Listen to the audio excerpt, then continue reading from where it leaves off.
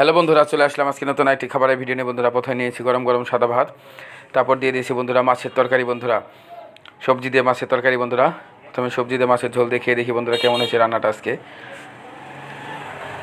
মাছটাও খেতে অসাধারণ। বন্ধুরা, দেখতে থাকো বন্ধুরা, লাইক করতে থাকো, কমেন্টস করতে থাকো। বন্ধুরা, কে কোন জেলা থেকে আমার ভিডিওটি দেখছো বন্ধুরা অবশ্যই কিন্তু কমেন্টসে জানাবে। বন্ধুরা, মাছের ঝোল দিয়ে কিন্তু খেতে অসাধারণ হয়েছে বন্ধুরা। মাছের ঝোলটা, রান্নাটাও খুব ভালো হয়েছে, সবজি দিয়ে, শীতের সবজি দিয়ে ঝোল।